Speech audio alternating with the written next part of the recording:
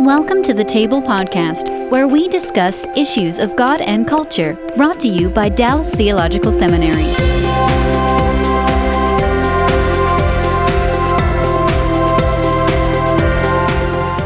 Welcome to the Table, where we discuss issues of God and culture. I'm Darrell, Bock, Executive Director for Cultural Engagement at the Hendricks Center, and my guest today is Ron Deal, who works for Family Life Ministries in Little Rock, Arkansas. Is that right? That's right. And you have a special area within Family Life, and we're going to start off by just defining our terms. So that area is? Well, I manage a department called Family Life Blended. We work specifically with strengthening stepfamilies and stepfamily ministry. Okay, so sometimes that's called mixed families. So let's deal with terminology to start off with. Yeah. What's the difference between mixed and step and whatever else we might throw in there? It really is confusing. It Yeah. really is. It depends on what part of the country you're from. If you're in North America, it depends on what part of the world you're from in terms of what term you'll use. For example, stepfamily is the most popular term in South Africa and Australia and New Zealand and most of the UK. The word blended family is commonly used in the United States to refer to stepfamilies, but only in certain contexts. So blended family is the idea, right? That's what you're creating, is a blended family. But when you talk about any specific relationship, it's a step-parent or stepchild or step-sibling. There's no such thing as a blended mom. Yeah, right. But now, by the way, we got to qualify this, because if you live in the southeast part of the United States, a blended family is generally the term for a biracial couple. Yeah, and sometimes called a mixed marriage. Exactly. Yes. And so it depends on where you are and what people will use. So here's what I've learned to do. Okay. Use both terms, step-family and blended family, within the same sentence, within 30 seconds of beginning to speak to any particular audience, just so I can help define for them what I do and who I'm talking about. Now, how long have you been at Family Life? I've been there just over 3 years. I've been doing step-family ministry since the late 90s. I actually started as a marriage and family therapist working in church context in the early 90s, and that's when I really began to explore this thing called a stepfamily and what it is and how it's different from biological families and how we help. Now, I'm asking a question I have no idea what the answer is to, and that is, have things changed in the last 50 years when it comes to step families or what, particularly in relationship to the church? Well, yes. Boy, is that a loaded question. Yeah, that's why I knew I went, well, and at least I didn't say in 25 words or less. Yeah, that's good. Yeah. So we could look at that from a sociological standpoint. We can look at it from a church ministry standpoint. It probably would be good for us to do both of those. Yeah, let's do that. A lot of people are really surprised from a sociological standpoint. Let me say two things. The proportion of blended families in our culture today is a little higher than it used to be, but going back clear 100 years, it was still about the same as it is now. Now, here's what's different. 100 years ago, 150 years ago, most step families were born out of the death of one parent. Okay, the average marriage lasted 7 years, but it wasn't because of divorce. It ended because of the death of a parent, usually the mom in childbirth. Okay, and so the dad was left. He had children. He marries again. That's a step family. So the proportion of step families in our culture has always continued to be about the same, although I believe in the last 20 years it has begun to increase pretty rapidly. We can come back to some trends about why that is. But here's the other thing that really surprises a lot of Christian people. If you stop and you look at the Old Testament families of the Bible, they were step families of a different color, I should say. You know, they were complex families where you had multiple marriage, right? So it wasn't a marriage and a death and then another marriage, or a divorce and another marriage. It was Jacob getting married 4 times. Multi-layered. And having lots of boys and lots of rivalry and favoritism. And most of the Old Testament families we read about and talk about and have studied are very common and have the same dynamics as modern-day step families. We just never really thought about it. Yeah, that's interesting. And so they've always been a part of God's people. I mean, I think that's a really important thing, because I encounter a lot of ministry leaders who kind of, one eyebrow goes up when I begin to talk about this, and they're like, well, who, what, why would we even, what what's the ministry all about, and why do we need to do that? And as if this is a new thing, and it's not a new thing. Interesting. Now, sociologically, what are the trends that have seen an increase in step families today? Well, divorce has a whole lot to do with it, going back to the 60s and the increase that hit its peak in the 70s. So we have 2 or 3 generations now of kids, of young people that are have seen serial divorces in their family. And that's a really new thing, and it's something we have to pay attention to. The other thing is cohabitation rates. So there are there's 3 different ways you can find yourself in a blended family. It's not always about divorce. Okay, sometimes it is. Most of the time it is. But often it's about a death of a spouse. There's lots of people. We're living longer. So think about this scenario. You have a 30-year marriage, and your spouse dies. And a year later, you get married again. My brother-in-law became a stepson, a stepchild, at the age of 49. Okay?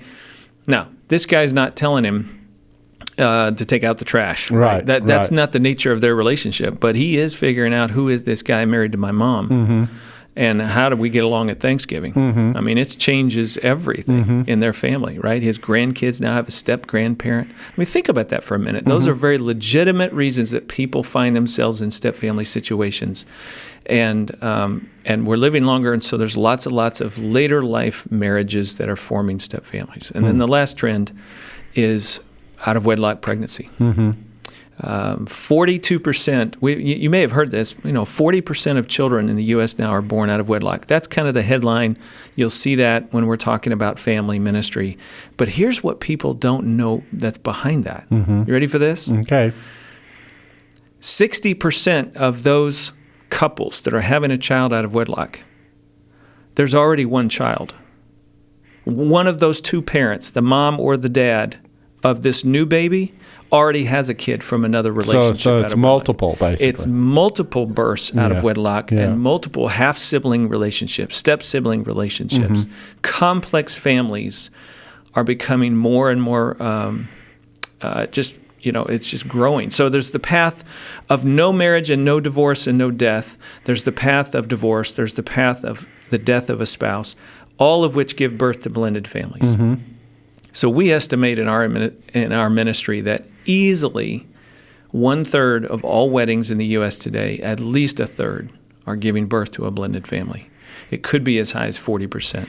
So let's flip the page here from sociology to the church. What does that mean for the church? And how has the church handled what obviously in one sense has been around for a time, but also is to some degree a little more prevalent? Well, if I can be candid, we haven't handled it. We have marginalized and ignored step families for the most part. Not because we wanted to or because we're mean. I spent 25 years of my life in local church context. I get how hard ministry is on a day-in, day-out basis.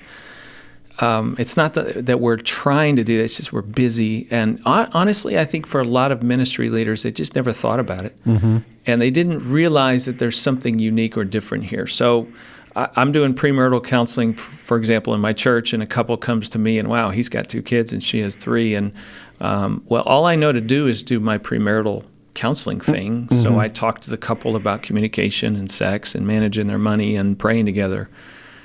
And I don't know to talk about kids or ex-spouses or the complexities of being a parent and a step-parent in the same household. I don't even know to talk about those things. Yeah, there are layers of things that you just don't think of because our model is you get married and you stay married, and that's the kind of the world that we try and live in, but this isn't the 1950s. That's right. Yeah. That's right. So historically, I think we haven't done well, but I'm very encouraged that I'm here this week in Dallas for 4 days to do presentations at a marriage ministry conference, and 500 ministry leaders are going to be there. And they have seen fit, the creators of this conference, to give me some stage time. In other words, that's the first time we've ever said, you know what, this is big enough. Everybody needs to know about this. Now, let me give you another analogy that may encourage you, and that is family life. The ministry that I work with, international ministry, subsidiary of Cru. Right. We're in 101 countries around the world. 50,000, 60,000 people in North America will go through our marriage conference called the Weekend to Remember. This year, 60,000 people will be touched by that. We have online materials and resources. And for 38 years, Dennis Rainey has been the president of that. He is a DTS grad. Yeah, when you call something the weekend to remember, you better have a success on your hands. That's right. And so, here's this awesome ministry that's highly respected around the world, does great, great work working with couples and parents. And for 35 of those 38 years, didn't have a clue and know what to do with stepfamilies. Well, it's the analogy of the picture in the parable that we're talking about. Right. Yep. And so Dennis comes to me, calls me out of the blue one day and says, hey, you're the guy. You've been doing this and you understand it and we don't. Would you be willing to come and help us? Now, that sort of shift is taking place not just at Family Life, but in local churches, family ministries, marriage ministries, discipleship ministries, all over the country. It's slow. But we're really finally catching on. We are behind in terms of being relevant to people to try to help them redeem this family that they're in and redeem then the next generation that's going to be, that's growing up in this family. And cope with a variety of relationships they have to deal with as a result. And make God the center of this home and help them to be successful. One of my little mottos is, make this marriage your last. Yeah. We want it to last, so it is their last marriage. We don't want any repetitive divorces. But the divorce rate for couples and stepfamilies is at least 10 to 25% higher than it is for couples in first marriages. We're concerned about divorce. We should be overly concerned about re-divorce. It's a different animal, but it impacts lives and it has detrimental effects to faith development in children, to the process of loving within the home and creating a safe environment where God is honored. And so we're just really catching on to this thing. We got to do something about this. Now, I'm still interested in I'm kind of fascinated by the mechanics of what we're talking about to a certain degree. So what was the transition like when Family Life brought you in and said, all right, this is going to be a part of what we're going to do and what we're going to be talking about? What did that look like, and how would you define the transition into that world? I mean, did they just come and say, help us, or were there elements of space to negotiate through as you became integrated into Family Life? Yeah, it started with a help us, and then we had to get down to logistics and strategies, right? And the same strategies that we've implemented at Family Life, I will teach this week to marriage ministry leaders. For example, you don't have to recreate entirely new things. Whatever you're doing for couples in your marriage ministry around communication or sexuality, or all those topics that we like to talk about, those all help couples and stepfamilies too. So that's great. You got a running start. Now add 100% more to what you teach them, because there's a whole new set of things. There's another layer of stuff. There's multiple layers of stuff. And so to be really on target and really help them deal with where they live life, then we've got to just add some stuff to it. And so, for example, Family Life is doing that. The Weekend to Remember Marriage Conference that we've talked about now has sprinkled all the way through the 2.5-day event messages and tips and tools and a story that illustrates some piece of healthy stepfamily living, so that we know our audience is about 25% blended couples, so we can speak to them in the midst of the general marriage ministry. Pastors can do this from the pulpit. One of the most creative ideas I've heard recently is a senior pastor. He's preaching on marriage, and one of the things he's learned to do is maybe bring up a couple at the end of the sermon, and of course it's prearranged, and they have a little conversation just like you and I are.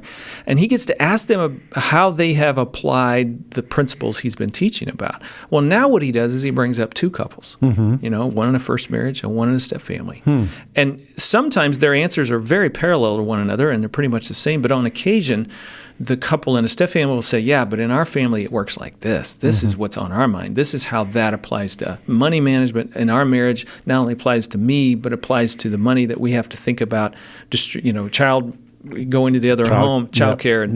And so there's layers of complexity begin to come out, and the people who are attending get to see that, especially those who are living that, or somebody who's a grandma who cares about her son who lives in a stepfamily all the way across the country.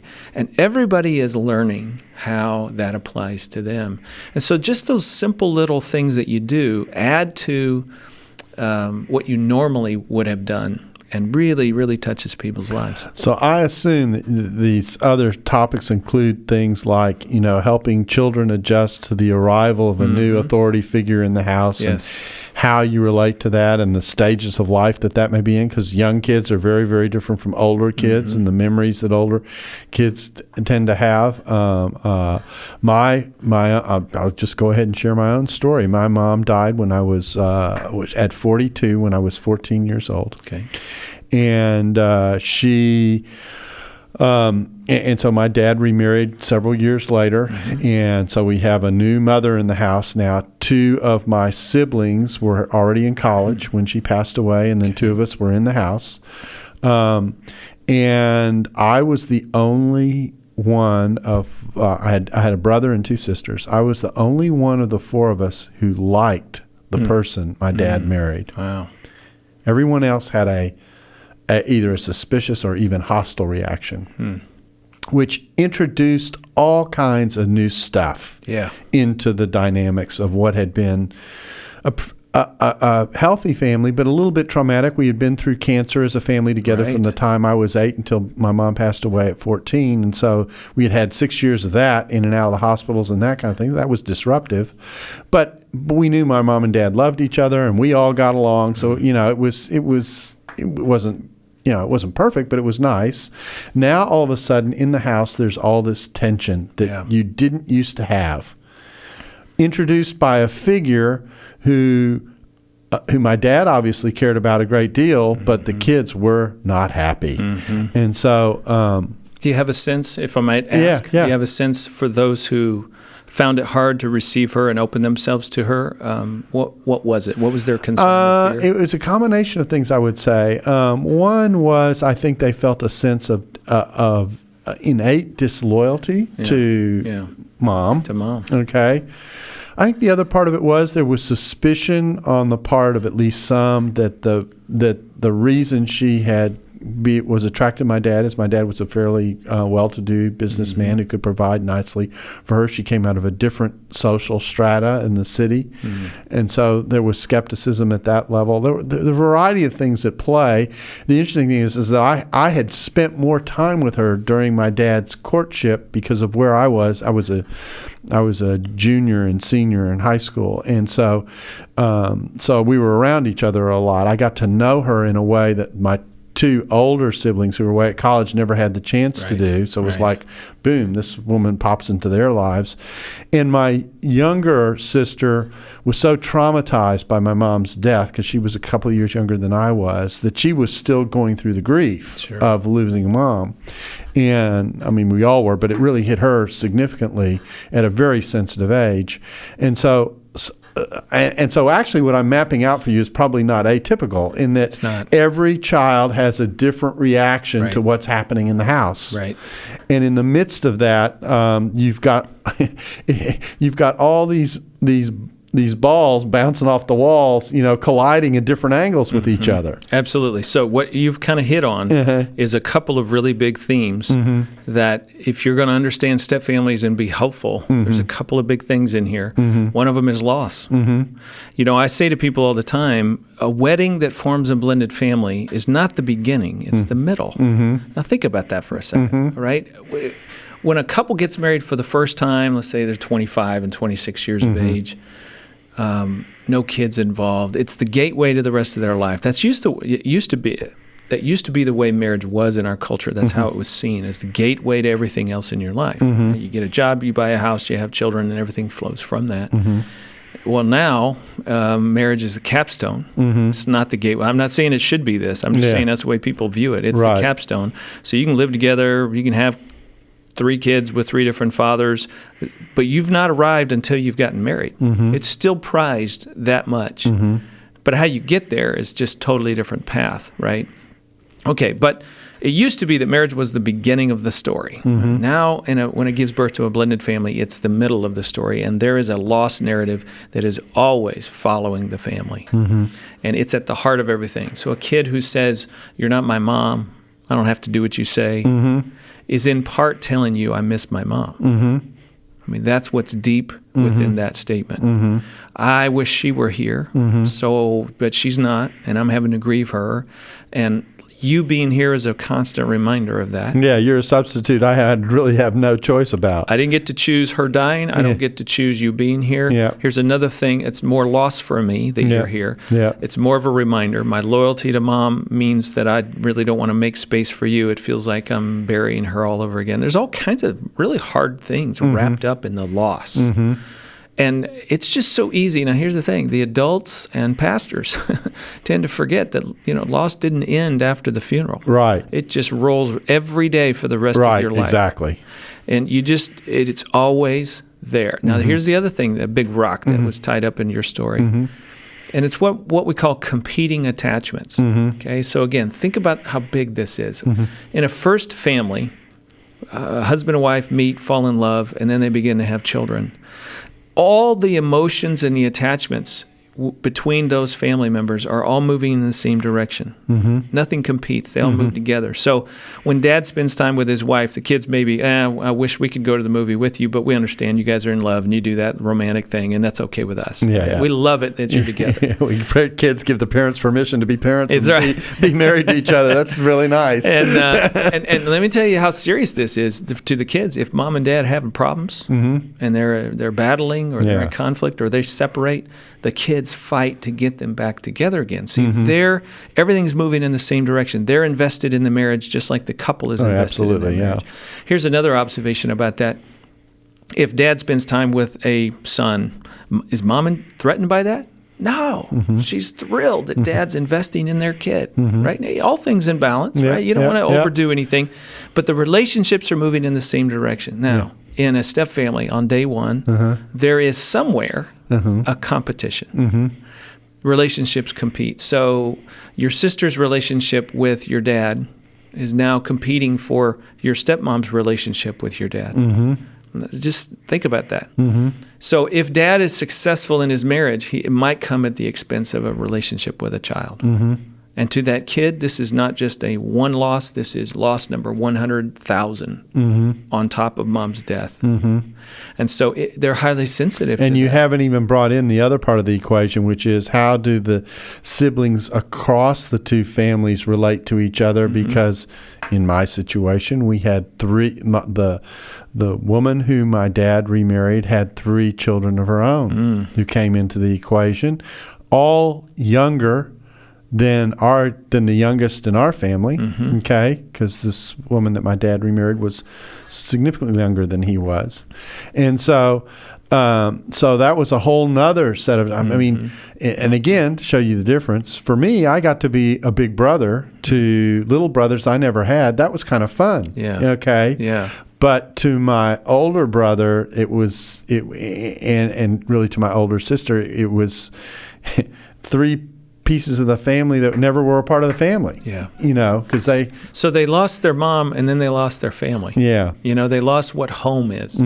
And you go at Christmas and there's 10 other people, strangers. You don't even know who they almost, are. It's not even our home anymore. Now think about that. It's loss upon loss upon loss upon loss. That makes it difficult for those people to love and honor one another. Think about how profound competing relationships is. I like to joke about this one for a minute. I mean, what if the Trinity had competing relationships? Can you imagine on the day of Jesus' baptism, if the Holy Spirit said, whoa, he's your beloved son? Oh, come on. Not that again, right? Come on. You favor him there's no way I'm descending like a dove, all right? Forget it. That's right. I mean, think about Maybe that. like a vulture. Like a vulture. Think about that. If somebody says, I'm not cooperating, this doesn't feel good to me, then it makes for the disharmony. So you said it earlier when you said there was now tension in our home that we'd never had before. Right. So what do you do with that? That's new. That's a new loss in and of itself. Now there's you and your siblings. You were kind of okay with stepmom and they weren't. And everybody's negotiating that space. So I'm sitting here with my siblings going, why do you dislike her? I don't get their hostility. Okay. They aren't particularly thrilled about my acceptance. Now you're pitted against each exactly other. Right. Exactly. And so they're just it's a strange set of dynamics that come in, and it all came with the territory. I mean, there was no opting in or out. It was it happened, and I think in some cases I think this is true of my older sister. My older sister never quite entirely got why her gut reaction was just so there. Mm-hmm. You know, she never could quite put words on it, but she knew she had it and she knew it was there. And so it was like this mystery prick in your side, you know. Right. It's painful. It's there. I'm not sure. And there even was a little bit of, I know I should probably think different about this because this is, you know, Dad's happy. Yeah. You know. Yeah. You know, but that's not how I'm feeling about it. Now just imagine. I don't know if this would have worked or been helpful for your sister, but imagine somebody in her situation having a children's pastor come alongside her. Who knew the dynamics. And say to her something to the effect of, this is hard. Yeah. It's not supposed to feel good. Yeah. And it makes all the sense in the world to me why it's so hard for you to like your stepmother because you miss your mom. Mm-hmm. Wow. I mean, just think about that, connecting in and putting words on. See, she didn't know why she was searching for what. But if somebody gave words to it and said, I think this is what it is. And then they went so far as to say, and you know what? You don't have to embrace your stepmother like you did your mother. There's only one mom in your life. Yeah, give permission, exactly. And there is a certain special space in your heart that is only reserved for your mom. And your stepmom will never even try to go into that place, and you don't have to put her there. She is just another adult who cares for you, just like your teachers at school.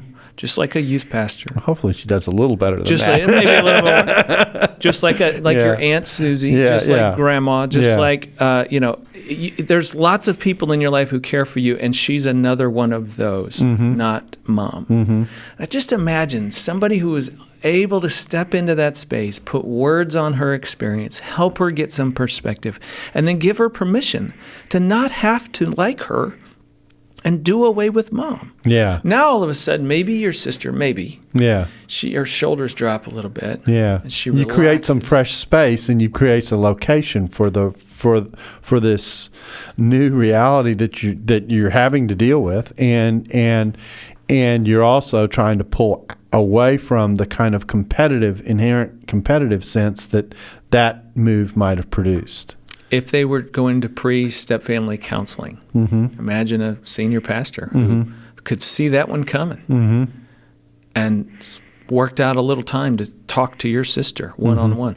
And also, I would say, spend time with your dad and stepmom. That was the next place I was going. And help predict exactly, because the other oddball situation in this is that this was like a curveball for my dad. I mean, he didn't see it coming. Yeah. You know, he didn't see it coming. He didn't expect the depth of reaction that it produced. He was caught off guard by the amount of hostility that was surfacing, et cetera. And he was, of course, part of what all he was seeing is my life is kind of coming back together. Here's my life coming back together, and my kids, the kind of like Congress, underneath saying, "Hey, we didn't take this through committee." Yeah, right. we're going to veto this thing. So, So again, he loves his kids. Right. That's clear. That's not changing. That's right. He loves this woman. That's clear. That's not changing. In his mind, what's the problem? Yeah. Right. And that's a common misconception and unrealistic expectation for people walking down towards marriage. Right. And that's part of our job, I think, is to help raise their awareness. Doesn't mean they're doing the wrong thing and they should stop. It just means that they need to go in with their eyes open. Right. And understand how difficult this is. Right. And again, it's easy for that biological parent. That's a classic. I mean, it's just so classic that your dad would kind of feel that way, because that's a lot what biological parents feel. See, in step families, we talk about insiders and outsiders, right? So your dad's an insider. Yeah. He's an insider with his children. Yeah. They have DNA, blood bond all the way down, psychological, spiritual. I mean, that you can't break that. And now he's got this strong bond towards this woman that he's fallen in love with. By the way, he still has a bond towards your mother. Right. Right? And that has its own life to it as well. That's right. But he's got this bond with this woman. And so for him, he's an insider with everybody. But the step people, as I like to say, stepmom and step kids now, are outsiders with one another, and they've got to figure out how to become insiders, and that is where all the work comes in. And the other element in this, I think, is, and I'm drawing out of my experience here for sure, is there are kids who are, there might be a third category, who are more inside than outside, and here's what I mean. I got to see my dad's courtship with this woman. I got to see how he was landing, if I can say it that way, from something that had been very painful. And I saw the positive aspects of their relationship. My younger sister was in too much pain to see any of that. And my older siblings, because they weren't in the house at all, didn't see the courtship at all. They were really on the outside of this deal. And so because of the different locations we were coming at this relationship with, and the reactions that it was generating, everyone was in a different place in terms of what was going on. One of the analogies I like to use to help families is, how do you cook a step family? Right? And it's not with a blender. Even though they're called blended families, it's not with a blender. That just slams ingredients into one another and assumes that they're all going to mesh, right? Microwaves are quick and fast. It's not quick and fast. You cook a step family with a Crock-pot. Slow. A lot of time. But you get there, and it's really good to taste. Now, here's the deal. Some ingredients are in the Crock-pot longer than others. You were in the Crock-pot. Yeah. You got to watch it, feel it, experience it, see it. See it coming. Saw it, you know, participate in it. Exactly. In a way, your older siblings, they were outside the Crock-pot, so to speak, kind of living life on their own, older teenagers, maybe young adults. That's what happens with a lot of what we call adult step families, where the couples later in life and their children are in their 20s or 30s. They're not around at all. Yeah. They don't get to witness right. the nature of their relationship and come to trust it. They it's easy to be skeptical at that point. That's the point. Time is the thing that develops relationship. And the nature of the closeness of the relationship. Another difference, I mean, we might as well, because it's a good illustration, is I was in my teenage years when this was going on, in the middle of high school. In some senses, this woman was a mother that I didn't have because my mom got sick when I was very, very young and really not very conscious of the world around me other than, Little League Baseball and that kind of thing. Now I've got life questions. I'm starting to date girls. So, I want a female's point of view about some things. And she's stepping in and being an adult in my life that's actually helping me negotiate aspects of life that I'm discovering and trying to wrestle with. Okay. I'm appreciating all of that. Right. Okay. None of my other siblings had any of that. Yeah. And so that, in part, explains some of the dynamics. It does. Yeah. Male and female, boys tend to do better with remarriages than do girls. Stepdaughters and stepmothers have the most difficult time bonding with one another. You had some of that going on, I think, in your home. Yep. There's a lot of dynamics there that some are predictable, some we can't predict at all. A very common story. Now, let me just point out one thing to our audience. There's no sin in this story whatsoever. Thanks for listening to the Table Podcast. For more podcasts like this one, visit dts.edu/the table. Join us next week for part 2. Dallas Theological Seminary. Teach truth, love well.